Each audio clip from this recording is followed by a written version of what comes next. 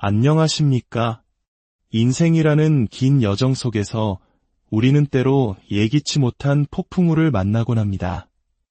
모든 것이 무너져 내리는 것 같은 절망의 순간, 마음속 깊은 곳에서부터 평온함을 지켜내는 것은 과연 가능할까요? 오늘 우리는 바로 그 질문에 대한 답을 찾아보고자 합니다. 세상이 아무리 우리를 흔들어도 그 어떤 것도 우리의 마음을 어지럽힐 수 없는 것처럼 살아가는 법. 그것은 단순히 현실을 외면하는 것이 아니라 현실을 초월하는 영적인 힘을 기르는 것입니다. 본격적인 이야기에 앞서 잠시 주님의 은혜를 나누는 시간을 갖고자 합니다. 만약 오늘 이 말씀이 여러분의 마음에 울림을 준다면 좋아요와 구독으로 저희 채널에 힘을 실어주시길 부탁드립니다. 여러분의 작은 참여가 더 많은 분들에게 하나님의 위로와 지혜를 전하는 귀한 통로가 됩니다. 또한 이 말씀을 주변에 힘들어하는 이웃과 나눌 때 주님의 크신 축복이 여러분의 삶에 가득하기를 기도합니다. 가장 치열한 전투는 우리를 둘러싼 세상이 아닌 바로 우리 자신의 내면에서 벌어집니다. 가장 가까운 사람에게 배신당하고 존엄성을 짓밟힌 채 절망의 구덩이에 던져지는 모습을 상상해 보십시오. 그럼에도 불구하고 당신은 무너지기를 거부합니다. 이것은 바로 성경에 등장하는 인물 요셉의 현실이었습니다. 사랑받던 막내 아들이었던 그는 형제들의 시기와 질투로 인해 깊은 구덩이에 던져졌고 이내 이집트로 가는 상인들에게 노예로 팔려갔습니다. 낯선 땅에서 억울하게 누명을 쓰고 차가운 감옥에 갇히기까지 했습니다. 그의 삶은 연이은 좌절과 고난의 연속이었습니다. 하지만 성경은 이렇게 기록합니다. 주께서 요셉과 함께 하심으로 그에게 인자를 더하사 그에게 은혜를 베푸셨더라. 창세기 39장 21절의 말씀입니다. 어떻게 이런 일이 가능했을까요? 세상의 모든 불행이 그를 덮친 것 같았는데 어떻게 그는 하나님의 은혜 안에 머물 수 있었을까요? 그 비결은 바로 요셉이 그 어떤 것도 자신을 괴롭게 하지 못하는 것처럼 행동하는 기술을 터득했기 때문입니다. 그는 억울함과 배신감이라는 쓴뿌리가 자신의 마음을 지배하도록 내버려 두지 않았습니다. 그는 주변 환경이 자신의 내면의 평화를 결정하도록 허락하지 않았습니다. 그리고 바로 그 태도 때문에 그는 마침내 하나님께서 예비하신 운명의 자리로 걸어 들어갈 수 있었습니다. 아무것도 나를 괴롭히지 못하는 것처럼 행동하는 법을 배운다는 것은 현실을 무시하거나 감정을 억누르는 것을 의미하지 않습니다. 그것은 현실 위에 굳건히 서는 것을 의미합니다. 이깟 일이 내 평화를 빼앗아갈 수는 없어. 이 순간의 고통이 내게 주어진 소명을 앗아가지 못할 거야. 이 분노라는 감정이 나의 운명을 지배하게 두지 않겠어 라고 선포하는 것입니다. 감정을 통제하는 것은 단순히 예의를 차리는 차원의 문제가 아닙니다. 이것은 영적인 훈련이며 우리가 가진 가장 강력한 비밀 무기입니다. 온 세상이 흔들릴 때에도 당신이 굳건히 서 있을 수 있다면 하나님께서는 당신에게 더 큰 것을 맡기실 수 있습니다. 지금 이 순간에도 누군가는 자신의 감정의 인질로 잡혀 있을지 모릅니다. 과거의 상처로 인한 분노, 미래에 대한 불안, 사람들의 행동에 대한 좌절감. 하지만 만약 당신의 가장 큰 힘이 즉각적으로 반응하는 것이 아니라 굳건히 머무는 것에 있다고 말씀드린다면 어떨까요? 흔들리지 않는 법을 배울 때 당신은 당신의 영적 성장을 보호하고 관계를 더욱 깊게 만들며 초자연적인 생산성을 발휘하고 마침내 하나님께서 당신을 위해 예비하신 운명의 문으로 들어서게 될 것입니다. 잠언 16장 32절은 이렇게 말합니다. 노하기를 더디하는 자는 용사보다 낫고 자기의 마음을 다스리는 자는 성을 빼앗는 자보다 나으니라. 다시 말해 자기 절제는 약함이 아니라 가장 치열한 영적 전쟁에서 승리하는 기술입니다.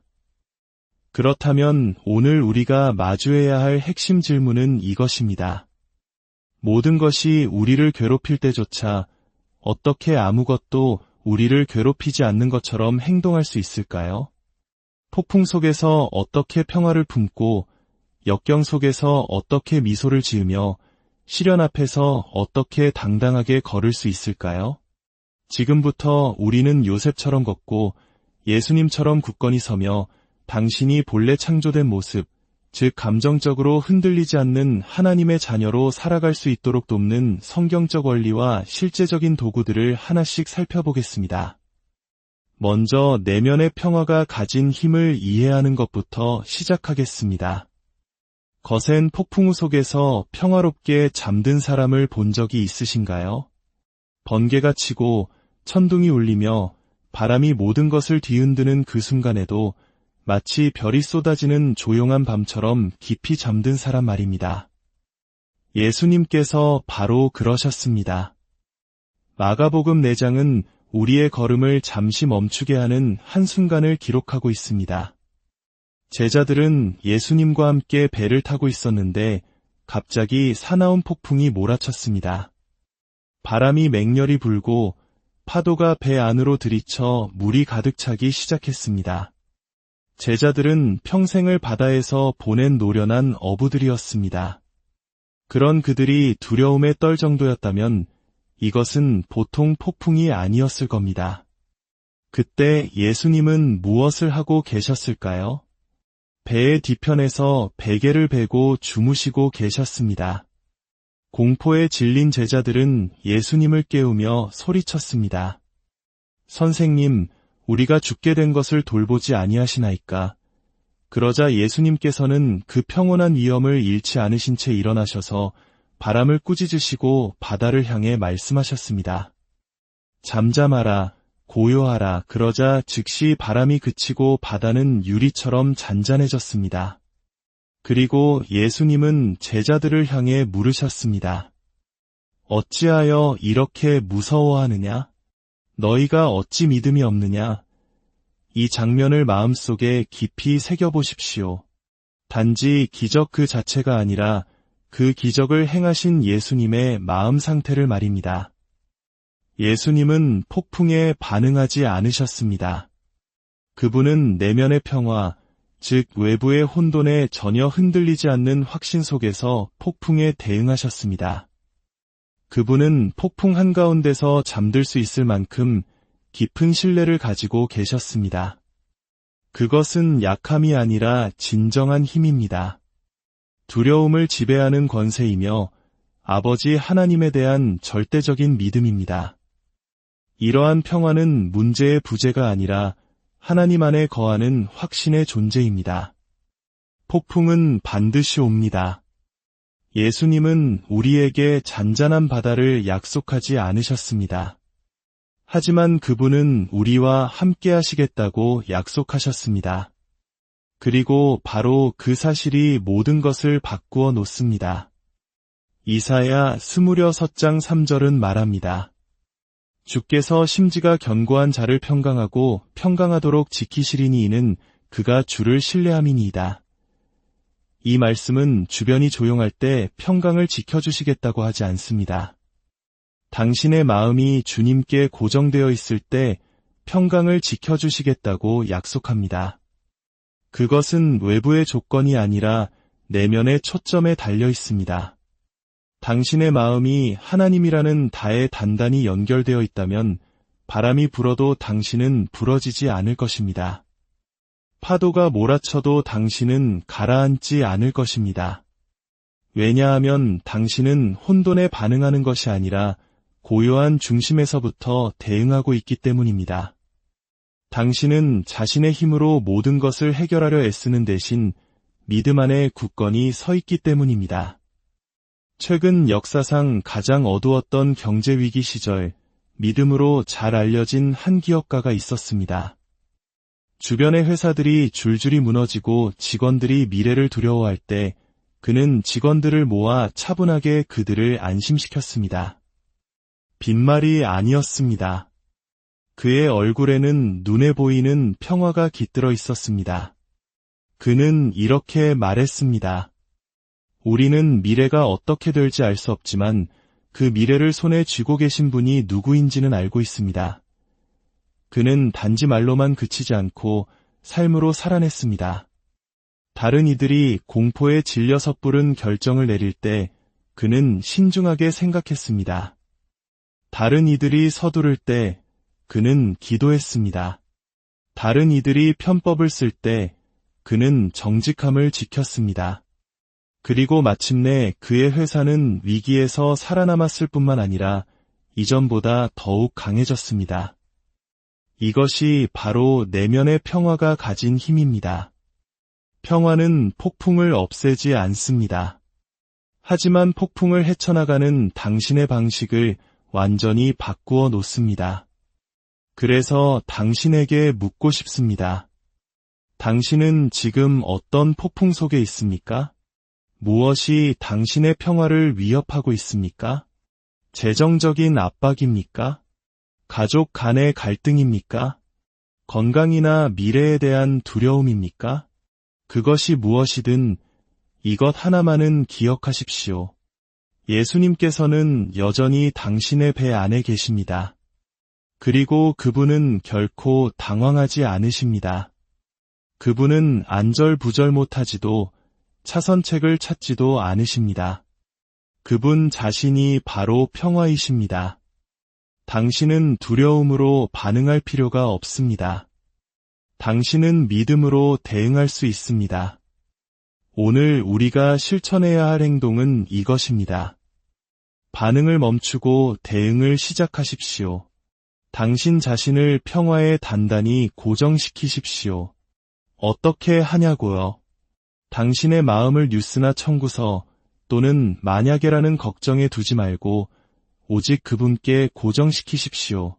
하나님의 말씀, 그분의 신실하심, 그분의 약속에 당신의 마음을 두십시오.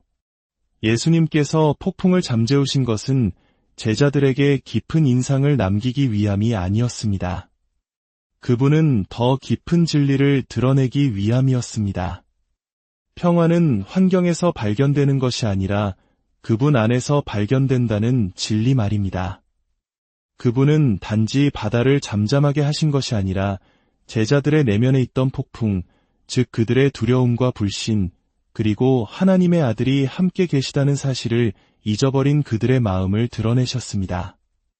우리의 폭풍 대부분은 저 바깥이 아니라 바로 여기 우리의 마음과 생각 속에서 휘몰아칩니다. 그러니 오늘 이 초대에 응하십시오.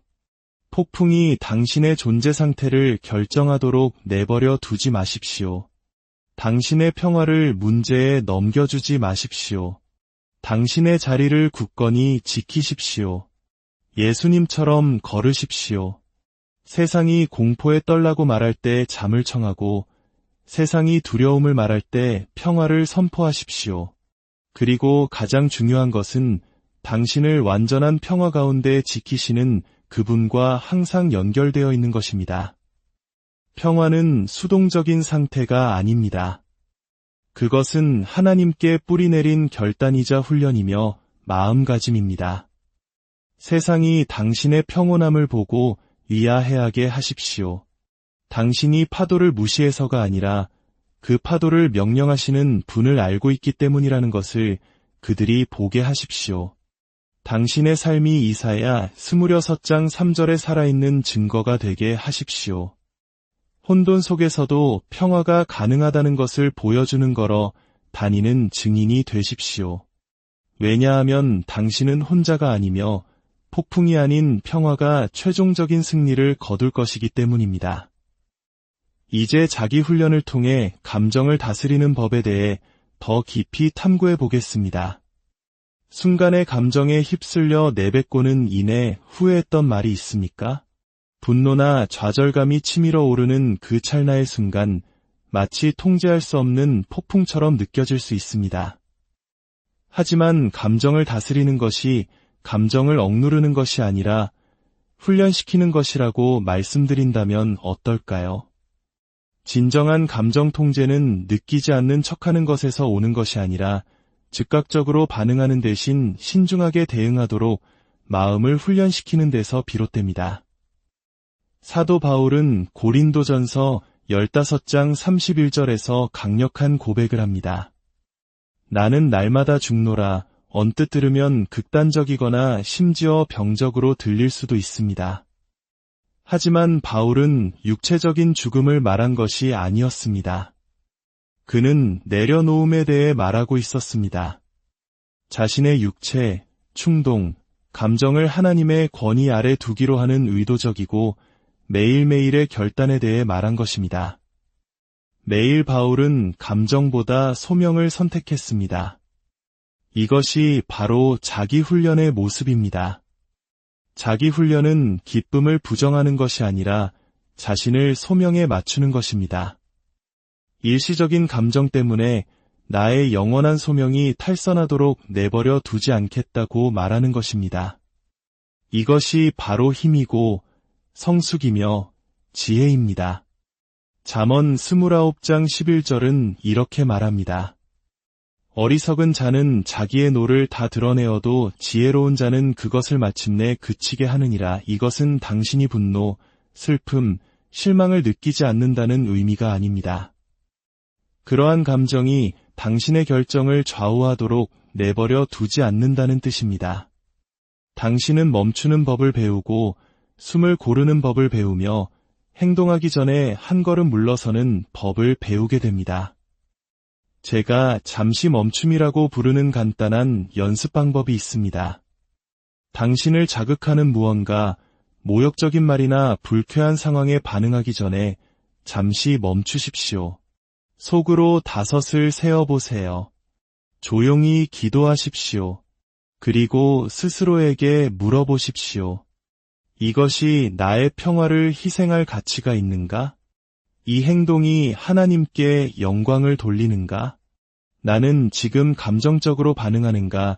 아니면 지혜롭게 대응하는가? 그 찰나의 멈춤이 관계의 다리를 놓느냐, 불태우느냐를 결정할 수 있습니다. 후회와 절제, 어리석음과 지혜의 차이를 만들어낼 수 있습니다. 믿음이 강하지만 직장에서 어려운 상사 때문에 힘들어하던 한 여성을 알고 있습니다. 어느 날 회의에서 부당하게 비난을 받은 후 그녀는 거에 폭발할 뻔했습니다. 하지만 맞받아치는 대신 그녀는 잠시 멈췄습니다. 그녀는 자신이 누구이며 누구에게 속해 있는지를 기억했습니다. 그녀는 나중에 이렇게 말했습니다. 만약 제가 원하는 대로 반응했다면 저는 그리스도인으로서의 증거를 잃었을 것입니다. 제 감정이 아니라 성령님께서 이끄시도록 해야 했습니다. 그것은 약함이 아니라 통제된 힘이며 진정한 자기 훈련입니다. 또 다른 유용한 도구는 감정 유발 요인을 일기에 적는 것입니다. 하루를 마치며 당신을 화나게 했거나 마음을 흔들었던 일을 적어보십시오. 그리고 그 옆에 그에 대한 응답으로 성경적 진리를 적어보십시오. 버림받았다고 느꼈다면 히브리서 13장 5절 내가 결코 너희를 버리지 아니하고 너희를 떠나지 아니하리라는 말씀으로 맞서십시오.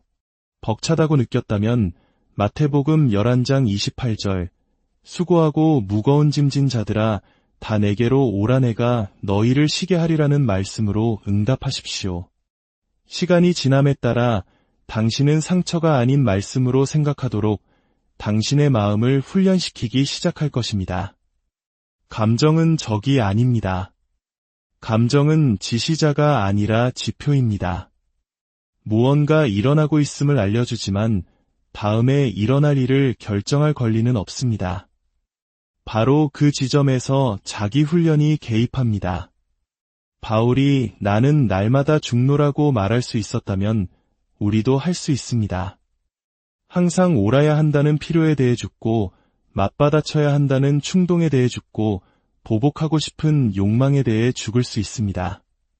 그렇게 함으로써 우리는 진정으로 살아나게 됩니다.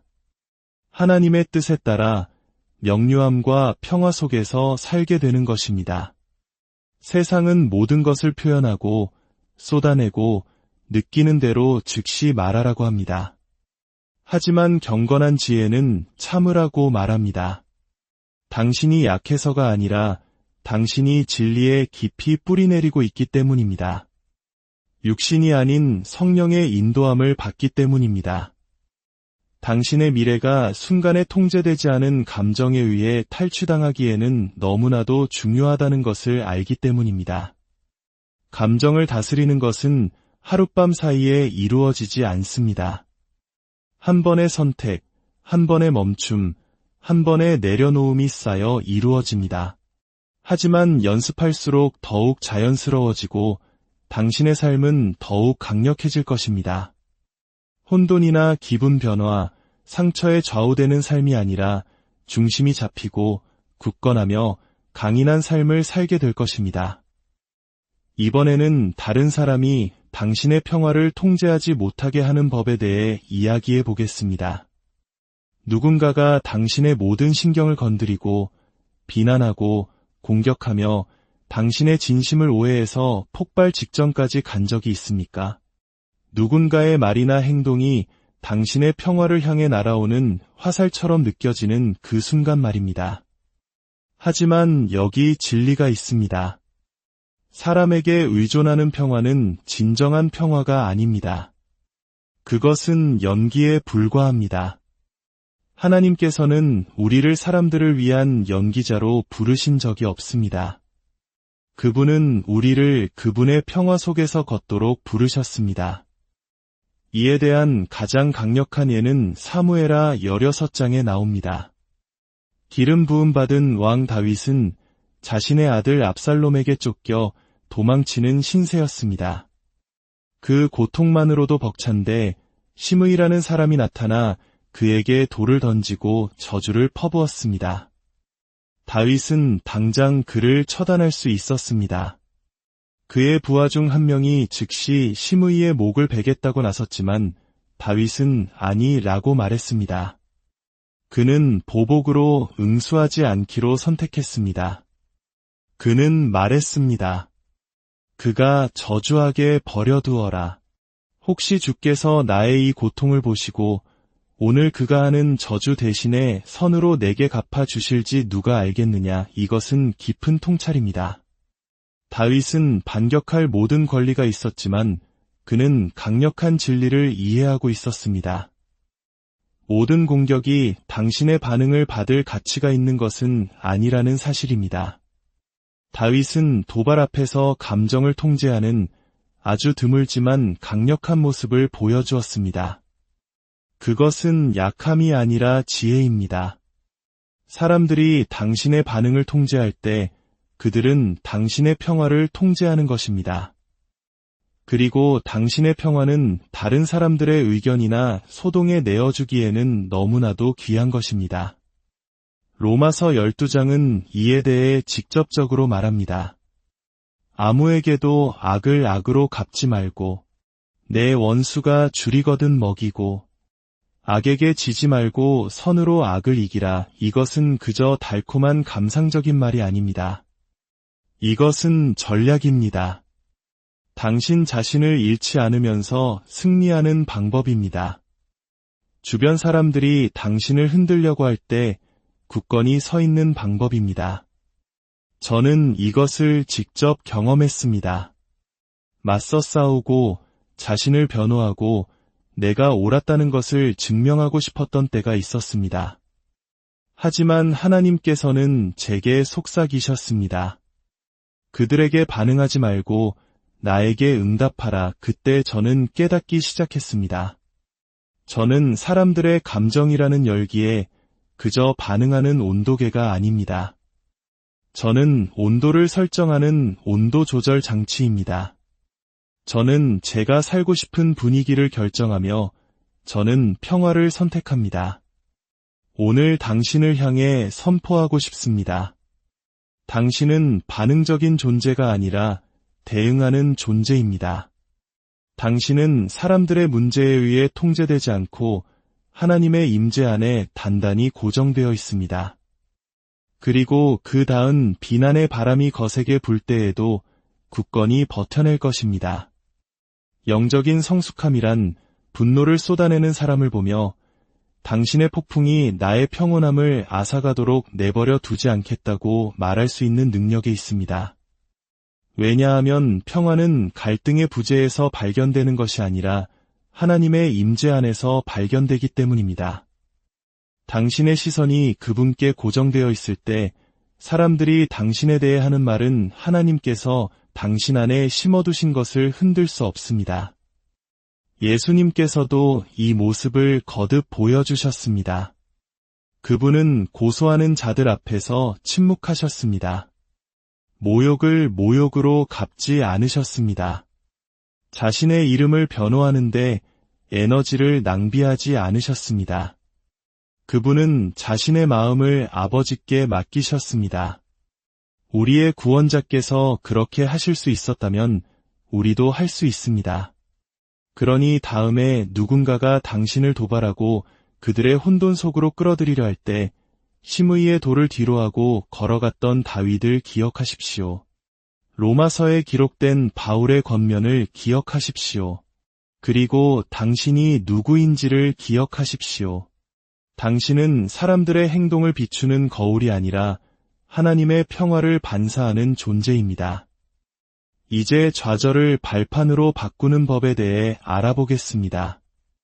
모든 것이 무너져 내리는 곳에서 하나님, 이 모든 상황 속에 어디에 계십니까? 라고 물어본 적이 있습니까?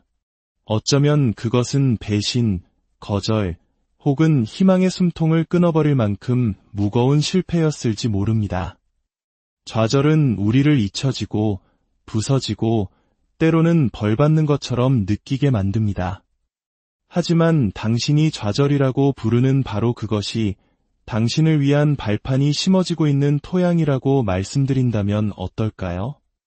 당신이 오늘 처한 구덩이가 하나님께서 당신을 위해 준비하신 궁전을 위한 훈련장이라면 어떨까요?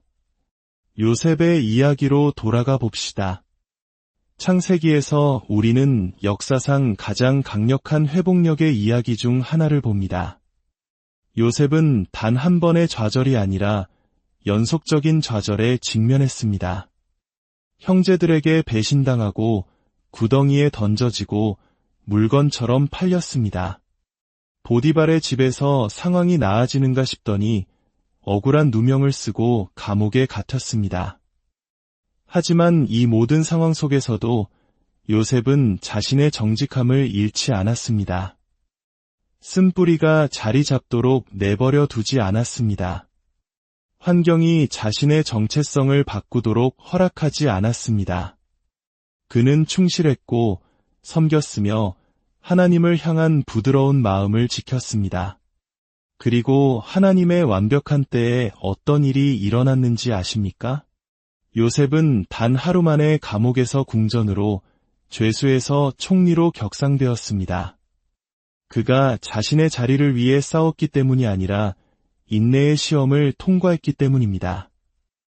야고보서 1장 3절은 너희 믿음의 시련이 인내를 만들어내는 줄 알미라고 말합니다. 하나님께서는 요셉을 부수려 하신 것이 아니라 그를 세우고 계셨습니다. 그를 벌하고 계신 것이 아니라 그를 준비시키고 계셨습니다. 감정적 성숙은 삶이 쉬울 때 오지 않습니다. 그것은 실망의 불길 속에서 단련됩니다. 아무것도 이해되지 않을 때에도 기다리고 신뢰하며 예배해야 하는 시기를 통해 만들어집니다. 하나님께서는 종종 시련을 사용하여 우리를 훈련시키시고 믿음을 정련시키시며 인격을 강화시키시고 그분이 우리에게 맡기실 것을 감당할 수 있는 능력을 키우십니다. 당신의 엉망진창인 삶이 당신의 사역이 될 수 있습니다. 당신의 좌절이 당신의 발판이 될 수 있습니다. 그것이 바로 하나님께서 하시는 일입니다. 그분은 원수가 악을 위해 의도한 것을 가져다가 선으로 바꾸십니다. 하지만 핵심은 당신이 그 과정을 어떻게 통과하느냐에 있습니다. 시험은 당신에게 무슨 일이 일어나느냐가 아니라 당신이 그 일을 겪으며 어떻게 자신을 지켜내느냐입니다. 당신은 사람들의 배신이나 예상치 못한 손실을 통제할 수 없습니다. 하지만 당신의 반응은 통제할 수 있습니다. 포기하시겠습니까? 아니면 성장하시겠습니까? 쓰라린 사람이 되겠습니까? 아니면 더 나은 사람이 되겠습니까? 요셉이 마침내 자신을 팔았던 형제들과 마주했을 때 그는 복수를 꾀하지 않았습니다. 그는 말했습니다. 당신들은 나를 해하려 하였으나 하나님은 그것을 선으로 바꾸사 이것이 바로 소명을 이해하는 사람의 태도입니다. 하나님께서는 고통을 낭비하지 않으신다는 것을 아는 사람의 고백입니다. 모든 지연, 모든 실망, 모든 우회로는 더 큰 계획의 일부입니다. 어쩌면 지금 당신은 꿈이 멈춘 것 같은 곳에 있을지 모릅니다. 올바른 일을 하고 있지만 계속해서 잘못된 일들이 일어나고 있을지 모릅니다. 당신을 격려하고 싶습니다. 신뢰를 멈추지 마십시오. 씨 뿌리기를 멈추지 마십시오. 섬기기를 멈추지 마십시오. 좌절처럼 보인다고 해서 그것이 끝을 의미하는 것은 아닙니다. 사실 그것은 당신의 발판이 되는 바로 그 시작일 수 있습니다. 당신은 묻혀 있는 것이 아니라 심겨 있는 것입니다. 그리고 그 둘 사이에는 큰 차이가 있습니다. 씨앗이 심어지면 그것은 숨겨지고 흙에 덮이며 어둠 속에 있습니다. 하지만 표면 아래에서는 무언가 일어나고 있습니다. 뿌리가 형성되고 힘이 자라나고 있습니다. 그리고 때가 되면 그 씨앗은 흙을 뚫고 싹을 틔우고 꽃을 피우며 열매를 맺습니다. 하지만 그 어둡고 숨겨진 시기가 없었다면 결코 일어나지 않았을 일입니다. 갈라디아서 6장 9절은 우리에게 상기시킵니다. 우리가 선을 행하되 낙심하지 말지니 포기하지 아니하면 때가 이름에 거두리라. 요셉은 포기하지 않았습니다. 그리고 당신도 그래서는 안 됩니다. 당신의 구덩이는 감옥이 아니라 발판입니다. 당신의 좌절은 선고가 아니라 준비 과정입니다. 요셉처럼 충실하게 머무른다면 하나님께서는 당신을 가장 낮은 곳에서 들어올려 그분의 영광을 위해 사용하실 것입니다. 하나님의 준비는 종종 인생의 좌절이라는 포장지에 쌓여 온다는 것을 기억하십시오. 하지만 어둠 속에서 그분을 신뢰하는 자들은 빛 속에서 그분의 손길을 보게 될 것입니다. 계속 나아가십시오.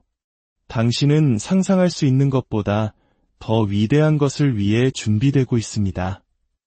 이제 통제할 수 없는 것들로부터 자유로워지는 법을 배워봅시다.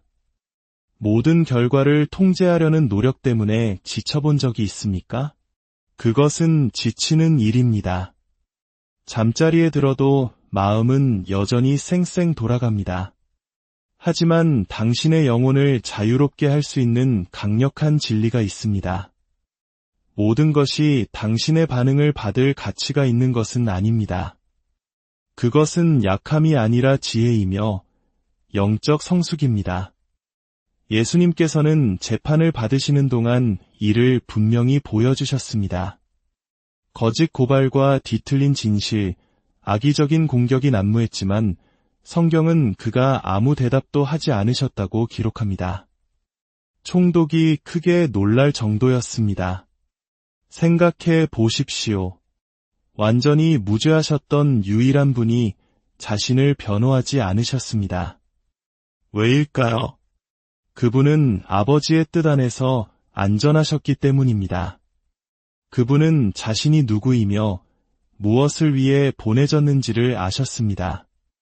모든 비판과 방해, 감정적인 미끼에 에너지를 쏟는 것이 자신을 소명에서 벗어나게 할 것이라는 점을 이해하셨습니다. 오늘 당신의 마음을 자유롭게 할 수 있는 말을 해드리고 싶습니다. 당신은 모든 사람에게 자신을 설명할 필요가 없습니다. 당신의 손을 벗어난 것을 고칠 필요가 없습니다. 당신의 운명에 속하지 않은 사람들로부터 인정이나 이해를 구할 필요가 없습니다. 어떤 것들은 그저 내려놓아야 합니다. 우리가 끊임없이 반응하는 모드로 살 때 우리는 시간뿐만 아니라 평화를 소모하고 있는 것입니다. 우리는 다른 사람들의 기대라는 감옥에 스스로를 가두고 있는 것입니다. 당신은 그렇게 살도록 설계되지 않았습니다. 시편 15편 22절은 말합니다. 내 짐을 주께 맡기라. 그가 너를 붙드시고 다른 사람이 아니라 당신의 계획이나 통제가 아니라 오직 하나님께서 당신을 붙드십니다. 당신에게 너무 무거운 짐을 그분께 던지는 순간 그분은 당신이 몰랐던 힘으로 개입하십니다. 당신이 통제할 수 없는 것을 책임지려 할 때 당신은 더 가볍게 걷기 시작합니다. 모든 의견에 흔들리지 않고 모든 사소한 일에 자극받지 않으며 지나친 생각을 멈추고 신뢰하기 시작합니다. 진정한 내면의 평화는 바로 여기에 있습니다. 완벽한 환경이 아니라 하나님, 제 몫은 다하겠지만 당신만이 감당하실 수 있는 짐은 지지 않겠습니다. 라고 말하는 순종적인 마음 자세에 있습니다. 이제 그리스도 안에서 환경이 아닌 진리 안에 뿌리내린 정체성을 세우는 법을 가르쳐 드리고자 합니다. 무엇이 당신을 흔드는지를 보면 그 사람에 대해 많은 것을 알 수 있습니다. 비판이 당신의 하루를 망친다면 당신의 정체성은 다른 사람의 인정에 닻을 내리고 있을지 모릅니다. 좌절이 당신을 파괴한다면 당신의 가치는 성과나 성공에 묶여 있을 것입니다. 당신의 반응은 당신의 기초가 무엇인지를 보여주는 창문입니다. 그리고 그 기초가 그리스도가 아니라면 압력 아래서 균열이 생길 것입니다. 예수님께서는 자신이 누구인지를 아셨기에 사람들이 무엇을 하든 무슨 말을 하든 그것을 바꿀 수 없었습니다. 그리고 그것이 바로 우리가 초대받은 삶입니다. 환경의 모든 변화에 반응하는 삶이 아니라 영원한 진리 안에 굳건히 심겨진 삶입니다. 갈라디아서 2장 20절은 담대하게 선포합니다. 내가 그리스도와 함께 십자가에 못 박혔나니 그런즉 이제는 내가 사는 것이 아니요 오직 내 안에 그리스도께서 사시는 것이라. 이것은 단지 성경 구절이 아니라 선언입니다. 스스로 만든 정체성을 내려놓고 그리스도 중심의 정체성을 받아들이는 것입니다. 당신이 사랑받고 있음을 알 때 인정을 받기 위한 연기를 멈추게 됩니다. 당신이 선택받았음을 알 때 인정을 얻기 위한 노력을 멈추게 됩니다. 당신의 삶이 그리스도 안에 감추어져 있음을 알 때 거절을 두려워하지 않게 됩니다. 왜냐하면 당신은 이미 가장 중요하신 분께 받아들여졌기 때문입니다. 오늘 당신에게 상기시켜 드리고 싶습니다. 당신의 정체성은 당신의 직업, 관계 상태, 과거의 실수, 심지어 가장 큰 성취도 아닙니다. 당신의 정체성은 이것입니다. 당신은 하나님의 자녀이며 구속받고 사랑받고 선택받고 능력을 부여받고 부름받은 존재입니다. 다른 모든 것은 일시적이지만 이 진리는 영원합니다. 그러니 삶이 당신을 흔들고 사람들이 당신을 오해하고 비판이 쏟아질 때 당신은 소용돌이칠 필요가 없습니다. 당신은 그저 굳건히 서면 됩니다. 하나님께서 당신을 누구라고 말씀하시는지 그 진리 안에 서십시오. 계절에 따라 변하지 않는 진리 안에 끊임없는 박수가 필요 없는 안정감 안에 서십시오. 마지막으로 침묵의 힘을 배우는 시간을 갖겠습니다. 포효하지 않고 논쟁하지 않으며 인정받기 위해 자신을 설명하지 않는 힘이 있습니다. 그것은 목소리를 높이는 것이 아니라 평온함 속에서 솟아납니다. 그것은 침묵의 힘입니다. 예수님께서 재판 중에 보이신 모습처럼 말입니다. 이사야 신세장 7절은 그가 곤욕을 당하여 괴로울 때에도 그의 입을 열지 아니하였으며 라고 기록합니다. 그것은 약함이 아니라 통제된 힘이었습니다.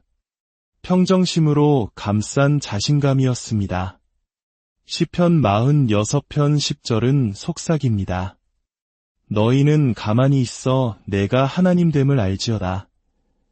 더 크게 소리치라고 말하지 않습니다.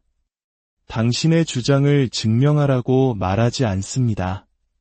가만히 있으라고 말합니다.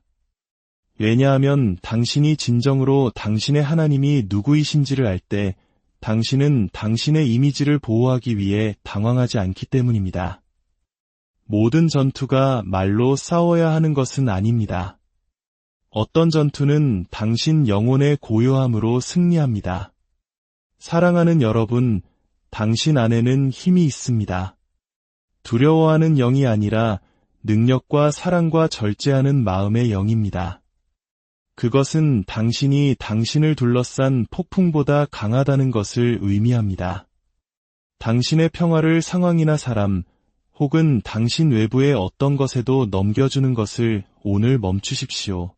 어떤 것이 당신을 흔들려고 하든 굳건히 서기로 지금 이 순간 결심하십시오. 마음속으로 속삭이거나 소리내어 선포하십시오. 오늘 아무것도 나를 흔들지 못할 것이다. 이것은 오만이 아니라 믿음의 뿌리를 둔 선언입니다. 당신 안에 거하시는 분이 당신의 평온을 위협하는 것보다 더 크시다는 믿음입니다. 모든 시련을 흔들리지 않는 마음과 영으로 마주하셨던 예수님의 존엄함으로 걸으십시오. 환경의 희생자가 아니라 하나님의 능력에 닻을 내린 승리자로 자신을 이끄십시오. 주님의 평강이 여러분의 삶 가운데, 여러분의 가정 가운데, 그리고 여러분의 마음 깊은 곳에 늘 함께 하시기를. 안녕하십니까? 인생이라는 긴 여정 속에서 우리는 때로 예기치 못한 폭풍우를 만나곤 합니다. 모든 것이 무너져 내리는 것 같은 절망의 순간, 마음속 깊은 곳에서부터 평온함을 지켜내는 것은 과연 가능할까요? 오늘 우리는 바로 그 질문에 대한 답을 찾아보고자 합니다. 세상이 아무리 우리를 흔들어도 그 어떤 것도 우리의 마음을 어지럽힐 수 없는 것처럼 살아가는 법.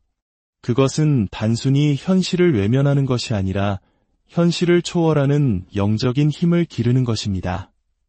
본격적인 이야기에 앞서 잠시 주님의 은혜를 나누는 시간을 갖고자 합니다. 만약 오늘 이 말씀이 여러분의 마음에 울림을 준다면 좋아요와 구독으로 저희 채널에 힘을 실어주시길 부탁드립니다. 여러분의 작은 참여가 더 많은 분들에게 하나님의 위로와 지혜를 전하는 귀한 통로가 됩니다.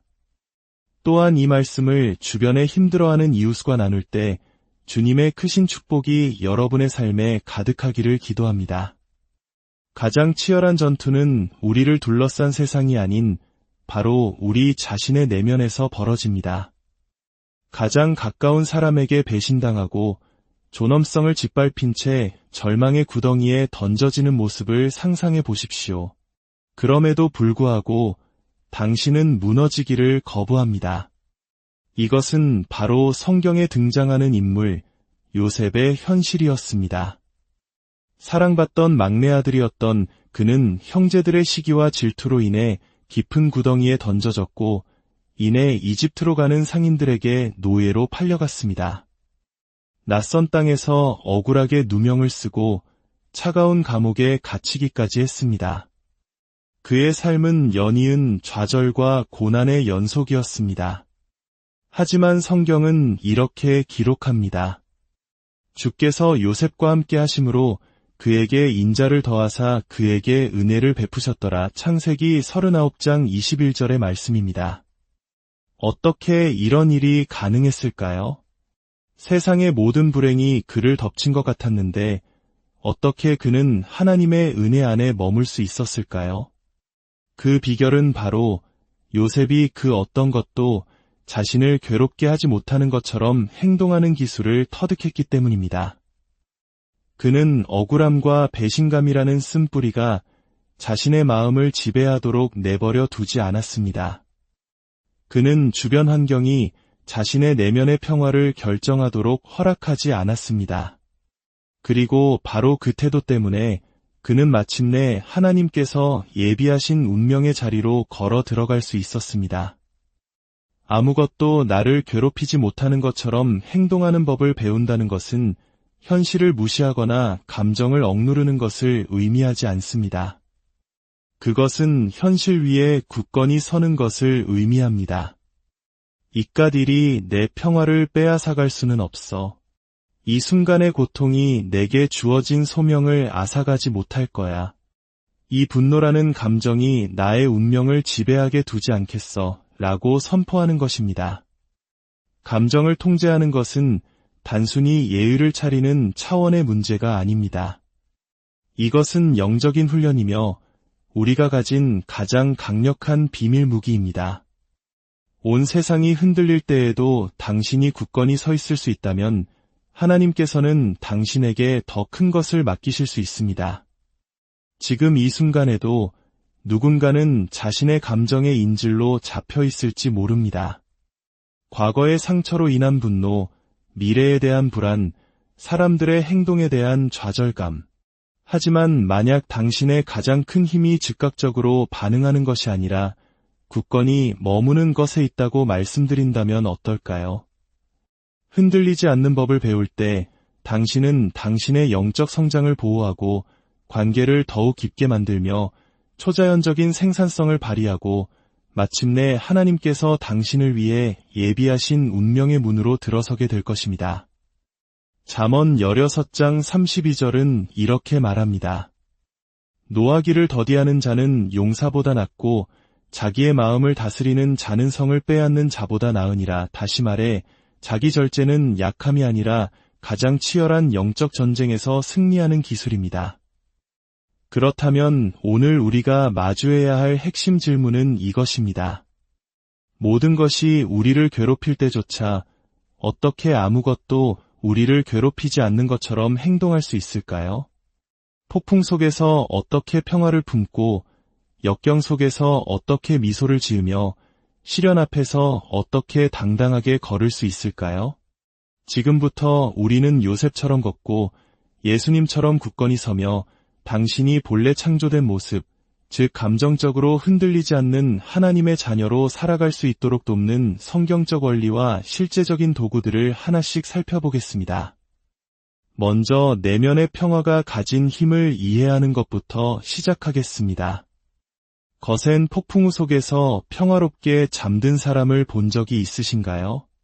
번개가 치고 천둥이 울리며 바람이 모든 것을 뒤흔드는 그 순간에도 마치 별이 쏟아지는 조용한 밤처럼 깊이 잠든 사람 말입니다. 예수님께서 바로 그러셨습니다. 마가복음 4장은 우리의 걸음을 잠시 멈추게 하는 한순간을 기록하고 있습니다. 제자들은 예수님과 함께 배를 타고 있었는데 갑자기 사나운 폭풍이 몰아쳤습니다. 바람이 맹렬히 불고 파도가 배 안으로 들이쳐 물이 가득 차기 시작했습니다. 제자들은 평생을 바다에서 보낸 노련한 어부들이었습니다. 그런 그들이 두려움에 떨 정도였다면 이것은 보통 폭풍이 아니었을 겁니다. 그때 예수님은 무엇을 하고 계셨을까요? 배의 뒤편에서 베개를 베고 주무시고 계셨습니다. 공포에 질린 제자들은 예수님을 깨우며 소리쳤습니다. 선생님, 우리가 죽게 된 것을 돌보지 아니하시나이까. 그러자 예수님께서는 그 평온한 위엄을 잃지 않으신 채 일어나셔서 바람을 꾸짖으시고 바다를 향해 말씀하셨습니다. 잠잠하라, 고요하라. 그러자 즉시 바람이 그치고 바다는 유리처럼 잔잔해졌습니다. 그리고 예수님은 제자들을 향해 물으셨습니다. 어찌하여 이렇게 무서워하느냐? 너희가 어찌 믿음이 없느냐? 이 장면을 마음속에 깊이 새겨보십시오. 단지 기적 그 자체가 아니라 그 기적을 행하신 예수님의 마음 상태를 말입니다. 예수님은 폭풍에 반응하지 않으셨습니다. 그분은 내면의 평화, 즉 외부의 혼돈에 전혀 흔들리지 않는 확신 속에서 폭풍에 대응하셨습니다. 그분은 폭풍 한가운데서 잠들 수 있을 만큼 깊은 신뢰를 가지고 계셨습니다. 그것은 약함이 아니라 진정한 힘입니다. 두려움을 지배하는 권세이며 아버지 하나님에 대한 절대적인 믿음입니다. 이러한 평화는 문제의 부재가 아니라 하나님 안에 거하는 확신의 존재입니다. 폭풍은 반드시 옵니다. 예수님은 우리에게 잔잔한 바다를 약속하지 않으셨습니다. 하지만 그분은 우리와 함께 하시겠다고 약속하셨습니다. 그리고 바로 그 사실이 모든 것을 바꾸어 놓습니다. 이사야 26장 3절은 말합니다. 주께서 심지가 견고한 자를 평강하고 평강하도록 지키시리니 이는 그가 주를 신뢰함이니이다. 이 말씀은 주변이 조용할 때 평강을 지켜주시겠다고 하지 않습니다. 당신의 마음이 주님께 고정되어 있을 때 평강을 지켜주시겠다고 약속합니다. 그것은 외부의 조건이 아니라 내면의 초점에 달려 있습니다. 당신의 마음이 하나님이라는 다에 단단히 연결되어 있다면 바람이 불어도 당신은 부러지지 않을 것입니다. 파도가 몰아쳐도 당신은 가라앉지 않을 것입니다. 왜냐하면 당신은 혼돈에 반응하는 것이 아니라 고요한 중심에서부터 대응하고 있기 때문입니다. 당신은 자신의 힘으로 모든 것을 해결하려 애쓰는 대신 믿음 안에 굳건히 서 있기 때문입니다. 최근 역사상 가장 어두웠던 경제위기 시절, 믿음으로 잘 알려진 한 기업가가 있었습니다. 주변의 회사들이 줄줄이 무너지고 직원들이 미래를 두려워할 때 그는 직원들을 모아 차분하게 그들을 안심시켰습니다. 빈말이 아니었습니다. 그의 얼굴에는 눈에 보이는 평화가 깃들어 있었습니다. 그는 이렇게 말했습니다. 우리는 미래가 어떻게 될지 알 수 없지만 그 미래를 손에 쥐고 계신 분이 누구인지는 알고 있습니다. 그는 단지 말로만 그치지 않고 삶으로 살아냈습니다. 다른 이들이 공포에 질려 섣부른 결정을 내릴 때 그는 신중하게 생각했습니다. 다른 이들이 서두를 때 그는 기도했습니다. 다른 이들이 편법을 쓸 때 그는 정직함을 지켰습니다. 그리고 마침내 그의 회사는 위기에서 살아남았을 뿐만 아니라 이전보다 더욱 강해졌습니다. 이것이 바로 내면의 평화가 가진 힘입니다. 평화는 폭풍을 없애지 않습니다. 하지만 폭풍을 헤쳐나가는 당신의 방식을 완전히 바꾸어 놓습니다. 그래서 당신에게 묻고 싶습니다. 당신은 지금 어떤 폭풍 속에 있습니까? 무엇이 당신의 평화를 위협하고 있습니까? 재정적인 압박입니까? 가족 간의 갈등입니까? 건강이나 미래에 대한 두려움입니까? 그것이 무엇이든 이것 하나만은 기억하십시오. 예수님께서는 여전히 당신의 배 안에 계십니다. 그리고 그분은 결코 당황하지 않으십니다. 그분은 안절부절 못하지도 차선책을 찾지도 않으십니다. 그분 자신이 바로 평화이십니다. 당신은 두려움으로 반응할 필요가 없습니다. 당신은 믿음으로 대응할 수 있습니다. 오늘 우리가 실천해야 할 행동은 이것입니다. 반응을 멈추고 대응을 시작하십시오. 당신 자신을 평화에 단단히 고정시키십시오. 어떻게 하냐고요? 당신의 마음을 뉴스나 청구서 또는 만약에라는 걱정에 두지 말고 오직 그분께 고정시키십시오. 하나님의 말씀, 그분의 신실하심, 그분의 약속에 당신의 마음을 두십시오. 예수님께서 폭풍을 잠재우신 것은 제자들에게 깊은 인상을 남기기 위함이 아니었습니다. 그분은 더 깊은 진리를 드러내기 위함이었습니다. 평화는 환경에서 발견되는 것이 아니라 그분 안에서 발견된다는 진리 말입니다. 그분은 단지 바다를 잠잠하게 하신 것이 아니라 제자들의 내면에 있던 폭풍, 즉 그들의 두려움과 불신, 그리고 하나님의 아들이 함께 계시다는 사실을 잊어버린 그들의 마음을 드러내셨습니다. 우리의 폭풍 대부분은 저 바깥이 아니라 바로 여기 우리의 마음과 생각 속에서 휘몰아칩니다. 그러니 오늘 이 초대에 응하십시오. 폭풍이 당신의 존재 상태를 결정하도록 내버려 두지 마십시오.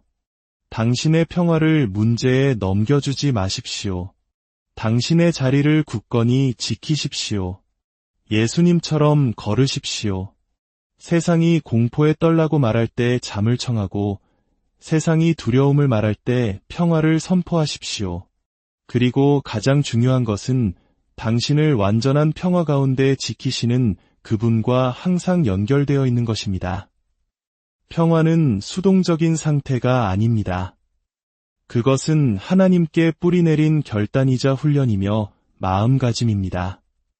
세상이 당신의 평온함을 보고 의아해하게 하십시오. 당신이 파도를 무시해서가 아니라 그 파도를 명령하시는 분을 알고 있기 때문이라는 것을 그들이 보게 하십시오.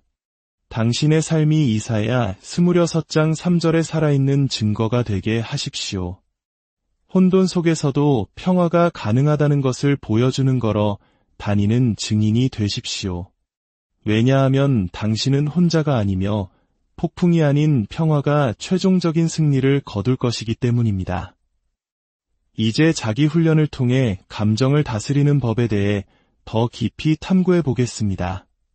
순간의 감정에 휩쓸려 내뱉고는 이내 후회했던 말이 있습니까?